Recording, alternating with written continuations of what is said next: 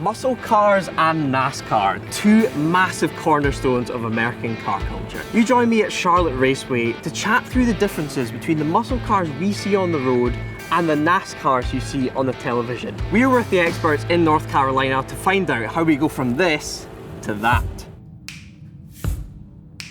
So let's take a look at the standard road car, the Chevy Camaro SS. It has Chevy's 6.2 litre V8 producing 455 horsepower, all of which is being sent to the rear wheels. Now, this Camaro can come in a V6, but we definitely go for the V8. Take things up a notch and you get this, the Camaro ZL1. But this isn't just any ZL1, this is the Hertz Hendricks ZL1. So let's chat to the experts to see exactly what's happened to this. And there's some serious kit under the bonnet.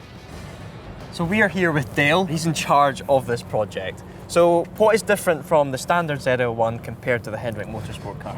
It's horsepower. You know, we increased the car over 100 horsepower, so big difference in that. We also fabricated a brand new carbon fiber hood for this car. We didn't want to change the car too much, but we wanted to add some heritage.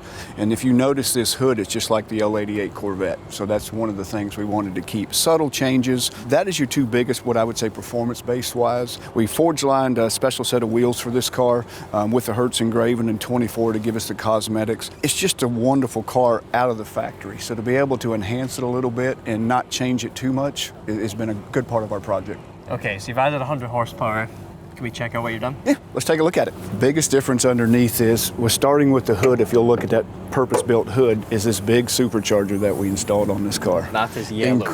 Yeah, massive yellow to match. It's got to be a Hertz project, so bigger supercharger, bigger housing, much more volume inside the superchargers to get us more air to make more horsepower. So the stock ZL1 has, what, 650 horsepower? 650 horsepower, that's correct. And this is running? This is 750 horsepower, and a little bit more, 100 foot-pounds of torque has been added as well. Wow. So how does this drive compared to the stock one then? Obviously quicker in a straight line, but... Quicker in a straight line. The power band is much quicker, RPMs are much faster, and the bottom end is a handful. I can imagine. So back where I'm from, if a company wants to go for this project, they would probably go for the turbocharging route. So what is it about Americans with the supercharger? Why are you guys still sticking to that? The Chevy platform, the LS and LT motors, have had about a 20-year run of supercharging proven reliability. Yeah. So why do you change that? So we just went with more air, and we like a V8 with a supercharger versus a turbo car, especially for long reliability as well. I'm a massive fan of a supercharger. I'm a big Jag man, and they're hanging on to it. Yeah. So yeah, hopefully you guys can hang on to a bit belong there. Yeah, we'll just make them last. So this is Chevy's brand new NASCAR for the 2019-2020 season. It'll be driven by William Byron, and as you can see, there's a ZL1 badge on it. But how much is this car similar to the road car that we've seen? Is there anything between them, or is this car completely bespoke?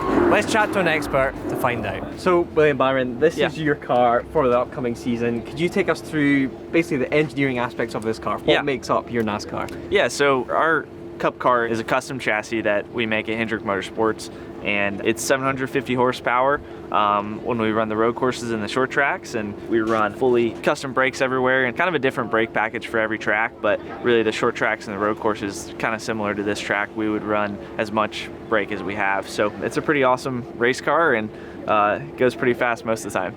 So it does have a ZL1 badge on it. Are there any similarities between this and the road car? I mean, there are. I think the horsepower level is pretty similar between the two. The street car there, the ZL1, has 750 horsepower, which is pretty incredible for a street car. And honestly, that's basically what we have most of the time. Okay, so for people that have never really touched NASCAR before, what is something like this like to drive? Oh, it's amazing. They weigh about 3,400 pounds, so they're pretty heavy vehicles, but you know, we have a lot of downforce on the high-speed tracks. We generate a lot of downforce with the way the sides of the cars are and the spoiler and the splitter in the front. So that allows us to reach speeds of up to 215 miles an hour some places. So it's a great race car and a lot of fun to drive. Thank you. Yeah. So although some of the numbers are similar, there's effectively no connection at all between the road car and this oval racing beast. Once Will was whisked away for more PR duties, I had a proper look around its car. There's not even doors on this thing. How the hell do you get in? Do you just flick a limb or go in 2-footed? William will know. So loyal subscribers to Drive Tribe will know that I'm into a bit of aero, and this is what you have on a NASCAR. You've got these flaps. Now if you remember our video on the Le Mans crash of the Mercedes CLR, you know that the aero went wrong and it flipped up into the air. Here we go.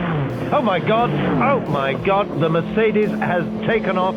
That's Peter Dumbreck at the wheel of the number 5 Mercedes. When these things spin around, they can be susceptible to flipping, so these flaps deploy and essentially produce drag and stop them from taking off. Pretty damn cool. On this NASCAR, you've essentially got a sheet of plastic bolted to the back of it. It's simple and effective, I guess.